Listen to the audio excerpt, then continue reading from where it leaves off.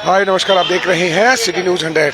सराय के लोगों में देखिएगा जिस तरीके से भीड़ है यहाँ पर अच्छी खासी। अब फिलहाल के तौर पर प्रोग्राम रखा गया है।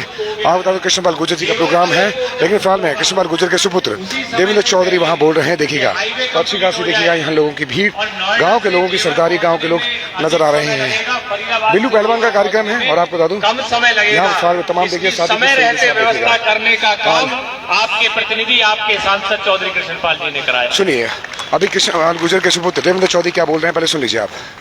तो इस क्षेत्र के विकास के लिए चाहे जमीनी स्तर पर हमारे नगर निगम के पार्षद हो, हमारे विधायक हो, हमारे सांसद हो, सब एक साथ मिलकर काम कर रहे हैं। तो सराय की गलियों की बात हो, नालियों की बात हो, सीवरेज की बात हो, पार्कों के नवीनीकरण की बात हो, कम्युनिटी सेंटर की बात हो, रेनीवेल का पानी यहाँ पर लाने की बात हो, और इसके साथ साथ केंद्र की सरकार से, मोदी जी की सरकार से हमारे हाईवे के निर्माण की बात हो, हमारे लिए नए नए एक्सप्रेसवे जोड़ने की बात हो, और यही नहीं, हरियाणा के खाते में एक स्किल यूनिवर्सिटी केंद्र से आई। वह हरियाणा में कहीं भी जा सकती थी, लेकिन आपके प्रतिनिधि अपने क्षेत्र के लिए इतना जागरूक रहते हैं कि वो 900 करोड़ की लागत से बनने वाली स्किल यूनिवर्सिटी दुधौला में, फरीदाबाद में आज बनकर तैयार हो गई है, जिससे हमारे युवाओं लाभान्वित होंगे, उनके हाथ में एक नई स्किल पाने का अवसर होंगे। ऐसे उनके पास कोर्सेज हैं और उस हुनर को लेकर वो निश्चित रूप पर नए इस तरह के आयाम स्थापित करेंगे, नए रोजगार के अवसर उनको प्राप्त होंगे। तो शिक्षा की बात हो, इंफ्रास्ट्रक्चर को करने की बात हो, इंप्रूव करने की बात हो, तो केंद्र और प्रदेश की सरकार से ये सारे काम हुए। हरियाणा की सरकार की बात करें तो देखिए, हरियाणा में पहली बार एक ऐसी सरकार बनी जिसने मेरिट के आधार पर नौकरियां देने का काम किया। जो पहले नौकरियां नेताओं और अधिकारियों से सांठगांठ से या उनकी सिफारिशों से मिलती थी, वो नौकरियां आज सीधे मेरिट पर मिलती है। ये पर्ची और खर्ची को समाप्त करने का काम, जो युवा हमारे नौकरियों के प्रति, पढ़ाई के प्रति भी उदासीन होने लगे थे, क्योंकि उन्हें लगता था पढ़ाई कितनी भी करो, नौकरी तो जुगाड़ से मिलेगी। लेकिन ये भारतीय जनता पार्टी की हरियाणा की सरकार ने ये परिवर्तन करके दिखाया कि आज हमारे युवा मेरिट के आधार पर जो अप्लाई करते हैं, जो आगे रहते हैं, उनको नौकरी मिलती है, और काबिल जब अफसर आएंगे वो निश्चित तौर पर बदलाव हमें देके देंगे। ऐसी व्यवस्था अगर परिवर्तन करने का काम किया है तो वो भारतीय जनता पार्टी की हरियाणा की सरकार ने किया।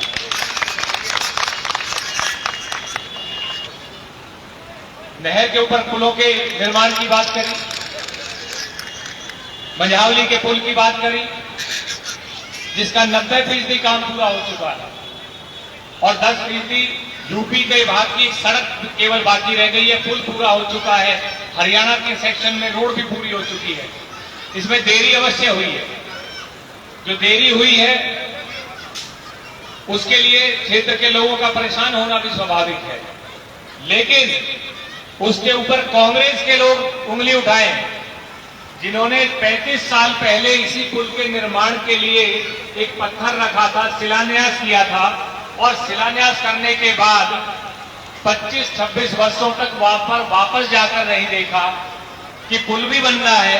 तो इस तरह की योजनाएं कांग्रेस के समय में होती थी, लेकिन भारतीय जनता पार्टी के समय में धरातल पे काम होता है, वो आपने इस क्षेत्र में होते हुए देखा। देखिए किस तरीके से आपको बता दूं, अपने कामों को बीजेपी सरकार द्वारा किए गए हैं उन कामों को बताने की कोशिश की जा रही है। बात सही है, जिसमें जो काम किया वो बताया जाना चाहिए कि जनता किसको समर्थन दे या नहीं, किसके बिहार पे दे, वो सब डिपेंड करता है। धारा 370 यूं ही नहीं हटी, क्योंकि धारा 370 की जब बात आती थी तो जम्मू कश्मीर के नेता क्या कहते थे कि ये मैं आ गए, अगर इसको हाथ लगाया तो जल जाओगे, देश में खून खराबा हो जाएगा, 370 हटाई तो धारा 370 भी हटी, कहीं एक बूंद खून नहीं किसी का व्यर्थ गया। और इस धारा 370 को हटाने में अगर सबसे बड़ा किसी का योगदान है तो मेरे सामने बैठे हुए फरीदाबाद लोकसभा क्षेत्र के लोगों का है, जिन्होंने यहां से भारतीय जनता पार्टी के उम्मीदवार को चुनकर भेजा, और जब मतदान हो रहा था, जब लोकसभा में वोट पड़ रहे थे कि धारा 370 हटानी है, तो उस धारा 370 हटाने के लिए आपके सांसद ने जब धारा 370 हटाने के लिए अपना मत दिया, उस मत के पीछे आप लोगों की भावनाएं जुड़ी हुई थी, फरीदाबाद के लोगों की भावनाएं जुड़ी हुई थी। भारतीय जनता पार्टी का दूसरा संकल्प कि हमारी जब पूर्ण बहुमत की सरकार आएगी तो हम राम मंदिर बनाएंगे। तो राम मंदिर बना। 500 वर्षों के इंतजार के बाद हमारे पूर्वज जिसका इंतजार करते करते इस दुनिया को भी अलविदा कह गए, वो मोदी जी के नेतृत्व में इस बीती 22 जनवरी को जब प्रभु राम का यह मंदिर बनकर तैयार हुआ, उनकी प्राण प्रतिष्ठा हुई, तो देखिए वो 22 जनवरी का दिन मेरे ख्याल से पूरे देश में, हमारे दिलों में भी वो एक यादगार के रूप में हमेशा रहेगा, क्योंकि हम सौभाग्यशाली हैं। हम वो लोग हैं जिन्होंने राम मंदिर को बनते हुए देखा है। ये संभव इसलिए हुआ कि केंद्र में मोदी जी की मजबूत सरकार थी। जय श्री राम। और केवल राम मंदिर की बात नहीं है, काशी विश्वनाथ मंदिर की बात करें और यहां तक कि एक मुस्लिम बाहुल्य देश आबू धाबी में भी हमारे लोगों के लिए वहां पर भी मंदिर बनाने का काम हमारे प्रधानमंत्री नरेंद्र मोदी जी ने किया। हम कहते हैं कि राम सभी के हैं, और बड़ी खुशी की बात है कि हमारे कांग्रेस के मित्र भी कहते हैं कि राम सभी के हैं, लेकिन राम मंदिर के प्राण प्रतिष्ठा के कार्यक्रम से वो दूरी बना लेते हैं। और दूरी इसलिए बनाते हैं कि उनके एक विशेष वर्ग को खोने का खतरा है, जिस वजह से उस कार्यक्रम में भी वे नहीं जाते। लेकिन हमें ध्यान रखना है कि इस बार जो मोदी जी ने कहा था कि राम मंदिर बनाकर आप लोगों को जो समर्पित किया है, उस राम मंदिर के निर्माण के समय सुप्रीम कोर्ट में जो गवाही देते थे, जो राम मंदिर को बनने में अड़चन पैदा करते थे, वो कांग्रेस के नेता जो सुप्रीम कोर्ट में सीनियर एडवोकेट हैं, वो कपिल सिब्बल जी उसकी पैरवी करते थे। तो राम तो सभी के हैं, लेकिन कपिल सिब्बल जी के साथ में जो 22 वकील और साथी खड़े होते हैं, वो किसके हैं, ये तय आज क्षेत्र के लोगों ने करना है। आज देश की गरिमा को बढ़ाने की बात करें, 2013 से पहले भारत की क्या स्थिति थी? रोज भ्रष्टाचार होता था, रोज घोटाले होते थे, कोल घोटाला, स्पेक्ट्रम घोटाला। लेकिन 2014 के बाद में एक ऐसी ईमानदार सरकार मोदी जी के नेतृत्व में बनी है कि जिसमें पूरे देश में किसी भी कोने में ना तो कहीं बम ब्लास्ट होता है। 2014 से पहले क्यों होते थे बम ब्लास्ट? दिल्ली में भी होता था, मुंबई में भी हुए, पुणे में भी हुए, बंगलौर में भी हुए। लेकिन अचानक क्या हो गया कि 2014 के बाद में कहीं पर भी बम ब्लास्ट नहीं होता। हम किसी मार्केट में जाते हैं तो अपने आप को सुरक्षित महसूस करते हैं। 2014 से पहले जब मार्केट में जाते थे तो हमेशा ये चिंता लगी रहती थी, क्या घर वापस पहुंच पाएंगे कि नहीं। और ऐसे कितने निर्दोष लोगों की जानें उन बम ब्लास्ट में गई, और अचानक इन 10 वर्षों में कोई भी बम ब्लास्ट नहीं हुआ। तो ये गौर करने का विषय है कि पूर्व में तो बम ब्लास्ट होते थे, आज ना बम ब्लास्ट होते हैं, ना दंगे हो रहे हैं। इस सब को कंट्रोल करने के लिए मजबूत नेतृत्व चाहिए, जो मोदी जी के रूप में इस देश के लोगों को मिला है। आज देश की गरिमा की बात करते हैं, देश की गरिमा को बढ़ाने का काम मोदी जी ने किया है। आज से पहले कभी किसी भी देश के प्रधानमंत्री की बात करें, राष्ट्रपति की बात करें, हमें यह दृश्य देखने को नहीं मिला कि हमारे देश के यशस्वी प्रधानमंत्री के पैर छूकर एक अन्य देश का राष्ट्रपति उनसे आशीर्वाद लेता है। उस समय हर भारतवासी का सीना गर्व से चौड़ा हो जाता है कि ऐसे प्रधानमंत्री हमने चुने हैं, जो इस देश को आगे ले जाने की बात करते हैं, इस देश की तरक्की करते हैं, इस देश की गरिमा को बढ़ाने का काम करते हैं। तो अंत में केवल यही कहते हुए कि देखिए, आज आपके सामने 2 ऑप्शन है।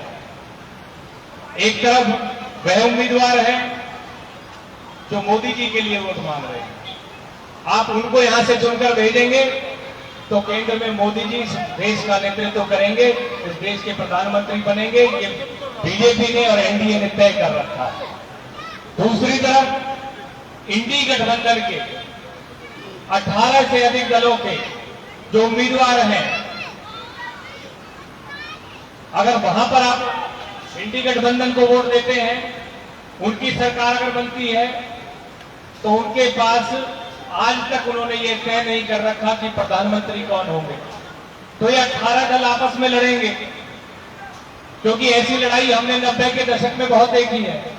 देवगौड़ा जी की सरकार थी, गठबंधन की सरकार, इंद्र कुमार गुजराल जी की सरकार थी, कितने समय चली आपके सामने है। तो इस बार अगर इनकी सरकार बनती है, गठबंधन की सरकार बनती है, तो कैसे ये लड़ाइयां होंगी। पर पहले तो प्रधानमंत्री के उनके जितने घटक हैं वो सब अपना प्रधानमंत्री बनाना चाहेंगे, और अगर पहले तय कर लिया तो फिर यह तय करेंगे कि कितने समय के लिए कौन बनेगा। हो सकता है 5 साल में 5 प्रधानमंत्री बने, या उससे भी अधिक बन सकते हैं।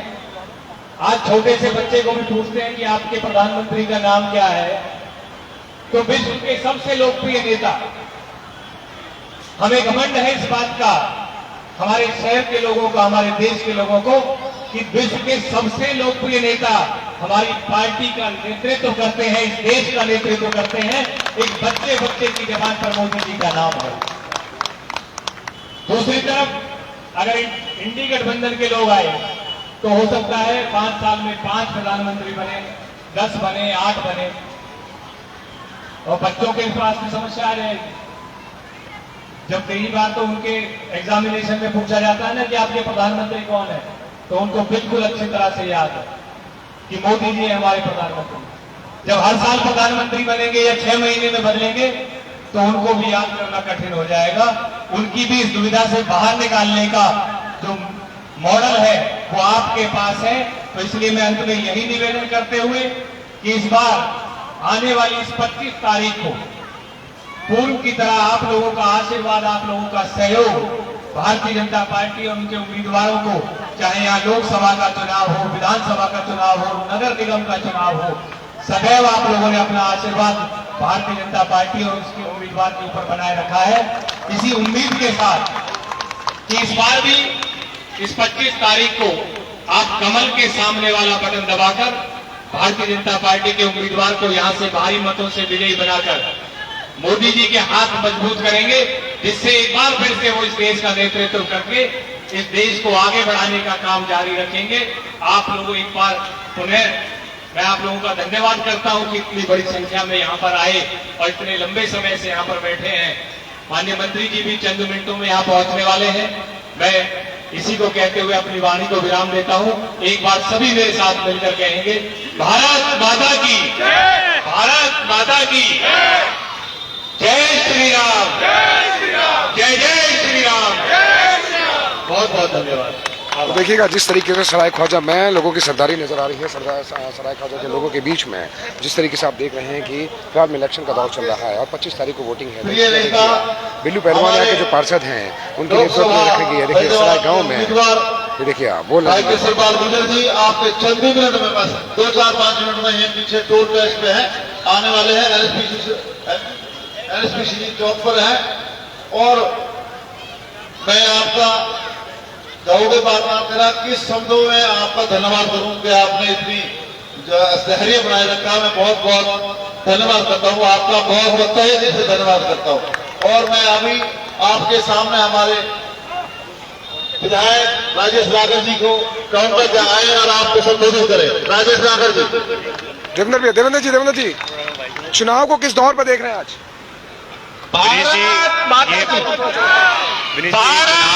माता की बहुत आगे बढ़ चुका है पूरे देश में। जिस तरह का माहौल है आज देखिए, आज 3 घंटे से लोग माननीय मंत्री जी का इंतजार कर रहे हैं। किस तरह का जोश इन लोगों में देखने को मिलता है, इससे निश्चित तौर पर ये साफ दिखाई देता है कि फरीदाबाद लोकसभा क्षेत्र से भारतीय जनता पार्टी की एक बड़ी जीत होने जा रही है। आज अतीन में देख के आया था, पलवल में देख के आया था, लोग कहते हैं कि हमें मोदी जी द्वारा चाहिए, मोदी जी चाहिए। देखिए पूरे देश से एक ही आवाज आती है, हर जगह हर वर्ग से यही आवाज आती है कि मोदी जी के नेतृत्व में केंद्र में फिर से सरकार बने। मोदी जी की गारंटी पर देश के लोगों का विश्वास है। अपोजिट वाले कहते थे कि हतीन में हम बहुत मजबूत हैं, लेकिन वहाँ के लोग तो कह रहे हैं कि भैया हमें मोदी चाहिए, कांग्रेस नहीं। देखिए मैंने कहा हर वर्ग में, चाहे किसान की बात करें, मजदूर की बात करें, महिला की बात करें, युवा की बात करें, हर एक वर्ग में आज एक ही सोच है कि इस देश को आगे बढ़ाने का काम केवल मोदी जी के नेतृत्व में हुआ है और वो गति निरंतर बनी रहे, इसलिए एक बार फिर से मोदी सरकार को वो केंद्र में देखना चाहते हैं। कुछ लोग तो कहते हैं हमें नहीं चाहिए 6,000 की पेंशन, हमें मोदी चाहिए। देखिए, ये 6,000 की पेंशन के झूठे जो वादे करते हैं, 10 वर्षों तक इनका कार्यकाल हरियाणा में रहा और इनके 10 वर्ष के कार्यकाल में इन्होंने 700 रुपए पेंशन बढ़ाई थी। उस समय 1,000 रुपए पेंशन पे ये इस प्रदेश से लोगों ने इनको अलविदा कहलवा दिया था और हरियाणा की भारतीय जनता पार्टी की 10 वर्षों की सरकार में पेंशन 2,000 रुपए बढ़ी है। तो ये अंतर दर्शाता है कि भारतीय जनता पार्टी की सरकार किस तरह काम करती है और कांग्रेस के लोग किस तरह काम करते हैं। तो अगर इनको पेंशन देनी थी तो पहले इनको किसने रोका था? ये केवल झूठे आश्वासन देके सत्ता हथियाना चाहते हैं, लेकिन इस प्रदेश के और इस देश के लोग बहुत समझदार हैं, वो कांग्रेस को नकार चुके हैं और मोदी जी के नेतृत्व में वो विश्वास रखते हैं। चलिए, बहुत बहुत शुक्रिया। तो देखिएगा सराय में जिस तरीके की सरदारी देख रहे हैं, ये जिस तरीके का देखिए काफी कम से 3 से 4 घंटे से बैठे भैया। अभी केंद्रीय मंत्री कृष्ण पाल गुर्जर पहुंचे जो बीजेपी के उम्मीदवार हैं। तो देखिए जिस तरीके से हालात है वो भी दिखाएंगे अपडेट। आप बने रहिए हमारे साथ, आप देख रहे थे सिटी न्यूज़।